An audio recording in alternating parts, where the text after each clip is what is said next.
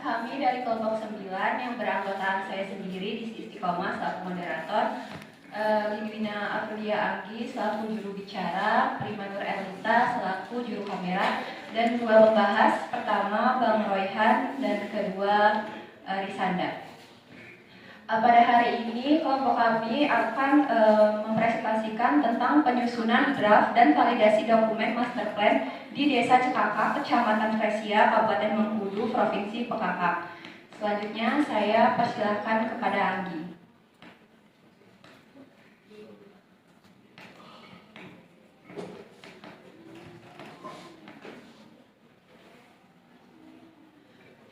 Baik. Terima kasih kepada moderator yang telah memberikan waktu kepada saya.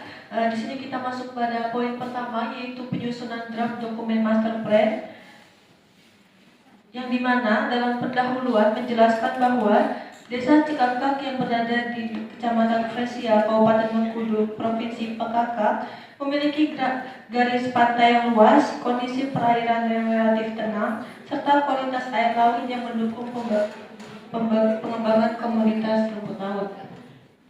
Potensi tersebut merupakan salah satu peluang strategis untuk meningkatkan ekonomi masyarakat pesisir, memperluas lapangan pekerjaan, serta memperkuat posisi daerah sebagai sentra produksi komoditas perikanan budidaya. Master plan pengembangan rumput laut ini disusun untuk memberikan arah pembangunan jangka panjang, mulai dari identifikasi potensi, analisis kondisi lingkungan, strategi pengembangan, hingga penyusunan program prioritas yang dapat diimplementasikan pemerintah desa, pemerintah daerah maupun mitra swasta. Yang dimana dokumen master plan ini juga berfungsi sebagai dasar perencanaan investasi penataan ruang, kawasan pesisir, dan acuan sinkronisasi program lintas sektor seperti perikanan, UMKM, perhubungan, dan pariwisata bahari.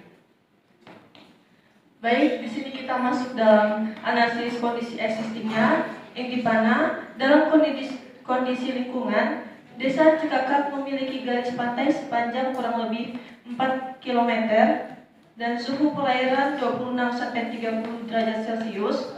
Salinitas stabilnya di 30-34 ppt, dan karakteristik perairan relatif tenang dengan tingkat kecerahan yang tinggi, cocok untuk budidaya Capatisus alvarezi dan Euchinema sp, dan untuk substrat dasar perairan berpasir dan berlumpur sehingga mendukung pemasangan tali bentang atau longguan. Selanjutnya yaitu kondisi sosial ekonomi, yang dimana sebagian besar masyarakat bekerja sebagai nelayan dan petani pesisir, dan untuk tingkat pendapatannya masih tergolong menengah ke bawah.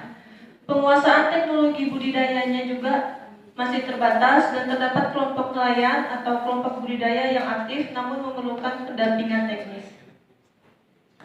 Selanjutnya infrastruktur pendukung, yang dimana jalan desa dapat dilalui kendaraan roda 4 hingga kawasan pesisir, dan terdapat dermaga kecil namun kapasitasnya terbatas, dan belum tersedia fasilitas pengering modern sehingga pengeringan masih mengandalkan sinar matahari.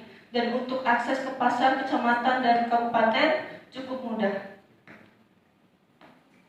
Kemudian terdapat permasalahan existingnya, yang dimana fluktuasi harga rumput laut kering, belum ada industri pengolahan pasca panen, ketersediaan bibit unggul terbatas, dan pengelolaan ruang pesisir belum optimal, dan sebagian tumpang tindih dengan wilayah tambak nelayan. Baik, selanjutnya kita akan masuk dalam visi misi dan strategis pembangunan, yang dimana visinya ini mewujudkan Desa Cekakak sebagai sentra budidaya dan industri rumput laut yang produktif, berdaya saing, dan berkelanjutan di Kabupaten Bengkulu. Dan untuk misinya yaitu yang pertama, meningkatkan kemampuan masyarakat dalam budidaya rumput laut yang modern dan ramah lingkungan.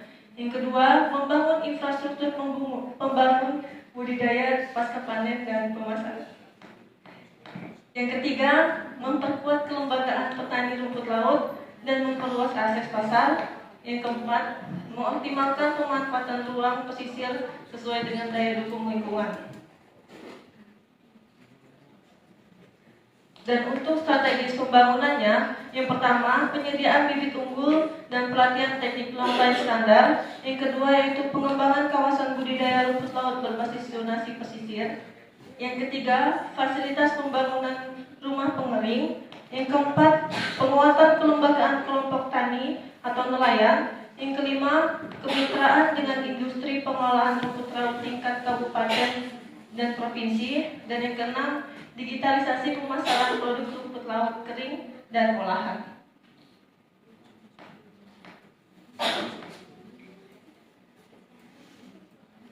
Baik, selanjutnya masuk dalam rencana tata ruang dan pemanfaatan lahan. Yang dimana di sini terdapat zona budidaya rumput laut, terdapat penetapan kawasan budidaya seluas kurang lebih 30 hektar di sektor pantai timur Desa Cekaka. Kemudian pemanfaatan metode longline dengan jarak tanam sesuai standar teknis, serta pembagian blok budidaya sesuai kelompok masyarakat. Selanjutnya ada zona pengolahan dan logistik, yang dimana penetapan lahan darat kurang lebih 3 hektar untuk rumah pengering, gudang penyimpanan, tempat penimbangan, dan akses distribusi hasil panen. Kemudian ada zona pengamanan, yang dimana kawasan berjarak 50-100 meter dari garis pantai untuk perlindungan ekosistem pesisir, dan dilarang untuk aktivitas bangunan permanen. Yang terakhir yaitu integrasi dengan RT/RW dan RDTR kabupaten, yang dimana menyesuaikan penetapan kawasan pesisir sebagai kawasan minapolitan atau kelautan dan memastikan tidak tumpang tindih dengan jalur pelayaran dan zona konservasi. Selanjutnya ada program pembangunan, yang dimana di sini untuk menuju jangka panjang itu terdapat jangka pendek, jangka menengah, dan jangka panjang. Yang dimana dalam jangka panjang itu perkiraan waktunya itu sekitar 6-12 bulan.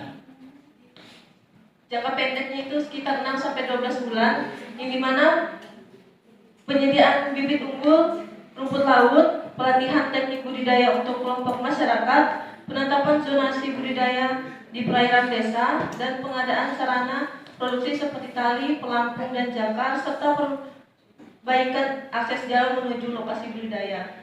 Selanjutnya jangka menengahnya itu sekitar 1-3 tahun. Terdapat pembangunan fasilitas pasca panen yaitu rumah pengering dan tempat penyucian atau sortasi, pembentukan koperasi rumput laut Desa Cekakak, dan pengembangan sistem pemasaran berbasis digital serta kerjasama dengan perusahaan pengolahan rumput laut. Dan untuk jangka panjangnya itu sekitar 3-5 tahun, yang dimana pengembangan distribusi pengolahan rumput laut skala desa atau kecamatan, kemudian ada penguatan branding rumput laut Cekakak, dan pengembangan wisata edukasi budidaya rumput laut dan konservasi ekosistem pesisir berbasis masyarakat. Kemudian ada review internal tim, yang dimana sebelum proses validasi, tim penyusunan melakukan yang pertama review kelengkapan data spasial dan sosial ekonomi. Yang kedua yaitu evaluasi kesesuaian rencana dengan visi misi pembangunan desa dan kabupaten. Yang ketiga yaitu penyempurnaan tabel dan peta zonasi dan narasi teknis. Yang keempat yaitu penyesuaian bahasa, format, dan struktur dokumen agar sesuai standar master plan. Baik, selanjutnya kita akan masuk dalam poin kedua, yaitu validasi dokumen master plan. Di sini kita akan masuk dalam tahapan persiapan validasi, yang dimana yang pertama akan menyusun draft final master plan dengan peta zonasi budidaya. Kemudian akan menyusun materi presentasi yang berisi terkait potensi, analisis, dan rencana pemanfaatan ruang. Yang ketiga yaitu mengundang stakeholders seperti pemerintah Kabupaten Bengkulu, Dinas Kelautan Perikanan Provinsi Pekakak, dan pemerintah Kecamatan Fresia, serta kelompok nelayan atau budidaya yang ada di Desa Cekakak. Dan selanjutnya akan menentukan jadwal, tempat, dan agenda validasi. Selanjutnya akan masuk dalam pelaksanaan validasi, yang dimana pelaksanaan validasi akan dilakukan melalui rapat teknis atau VGD yang mencakup yang pertama yaitu penyampaian pemaparan draft master plan oleh tim perencanaan, yang kedua yaitu pembahasan teknik mengenai kelayakan zonasi budidaya, yang ketiga yaitu evaluasi kesesuaian program jangka panjang dengan potensi wilayah, yang keempat yaitu masukan tentang kebutuhan infrastruktur, kelembagaan, dan pasar. Yang kelima yaitu penilaian aspek lingkungan, daya dukung, dan mitigasi risiko. Yang keenam yaitu penyelarasan dengan rencana pembangunan kabupaten dan provinsi.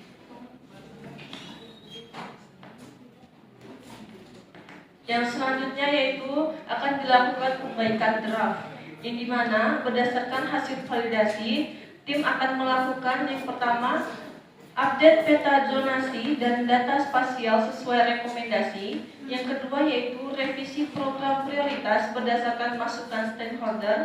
Yang ketiga yaitu penyempurnaan narasi analisis existing dan strategi pembangunan. Yang keempat yaitu penambahan atau pengurangan data dan tabel pendukung. Yang kelima yaitu penyusunan final master plan pengembangan rumput laut di Desa Cikarta, yang dimana dalam tahap ini akan memastikan dokumen siap digunakan sebagai pedoman pembangunan jangka panjang. Sekian presentasi dari kelompok kami, saya serahkan kepada moderator. Terima kasih kepada juru bicara atas materinya. Selanjutnya saya persilakan kepada pembahas satu, Bang Royhan.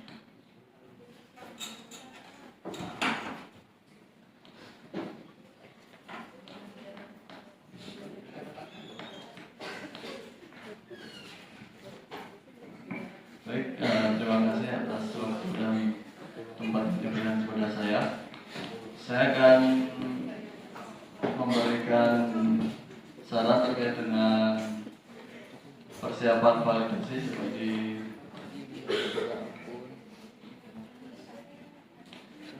jadi dalam persiapan validasi ini ada mengundang stakeholder ya. Jadi menurut saya stakeholder dalam hal ini perlu dijelaskan apa peran dari setiap dinas, misalnya dari pemerintah kabupaten Bengkudu, perannya sebagai apa dalam persiapan validasi. Karena menurut saya terkait dengan validasi ini penting untuk mempengaruhi validitas data yang akan dilakukan terhadap kegiatan dalam master plan seperti itu. Kemudian yang kedua yang ingin saya tanyakan, bagaimana kondisi sosial ekonomi dapat mempengaruhi keberhasilan terhadap master plan tersebut. Terima kasih. Baik, terima kasih atas masukan dan sarannya. Selanjutnya pembahas dua.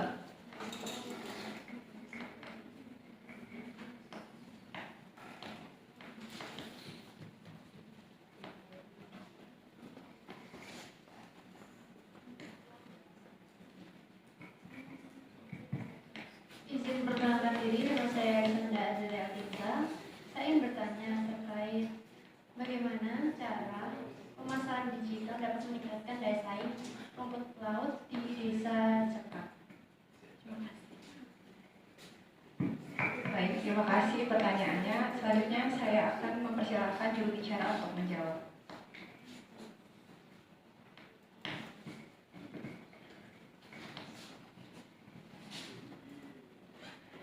Baik, terima kasih kepada para pembahas yang telah memberikan saran dan juga pertanyaan. Di sini saya akan menjawab pertanyaan yang pertama, yaitu dari pembahas pertama terkait bagaimana kondisi sosial ekonomi mempengaruhi keberhasilan master plan. Baik, di sini tadi sudah saya presentasikan, sudah jelaskan yang dimana kondisi masyarakat yang ada di desa Cikapak itu mayoritasnya itu sebagai nelayan yang berpendapatan menengah ke bawah, sehingga membutuhkan dukungan modal untuk mengadopsi teknologi budidaya. Kemudian terkait penguasaan teknologinya juga rendah, sehingga keberhasilan program sangat berpengaruh pada pelatihannya juga. Dengan kondisi tersebut, master plan dapat berhasil jika diiringi pendampingan intensif, penguatan kelembagaan, dan juga sumber pembiayaan yang terjangkau. Mungkin untuk pertanyaan pertama, apakah cukup? Baik, terima kasih. Selanjutnya dari pembahas kedua, menanyakan bagaimana pemasaran digital dapat meningkatkan daya saing rumput laut Desa Cikakak.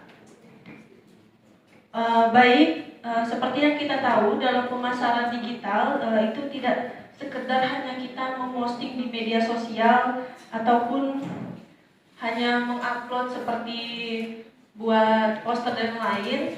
Namun di sini juga kita membutuhkan strategi konfrontatif yang mencakup brand ataupun jaringan pasar yang bisa kita ajak kerjasama. Jadi kalau misalnya kita di media sosial itu biasanya kita bisa endorse mungkin para artis itu yang bisa kita endorse untuk influencer yang untuk memasarkan, mempromosikan produk kita. Mungkin sekian dari saya. Bagaimana, cukup?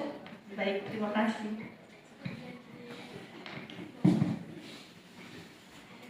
Sekian presentasi dari kelompok kami. Apabila ada kesalahan, kami mohon maaf. Saya akhiri. Wassalamualaikum warahmatullahi wabarakatuh.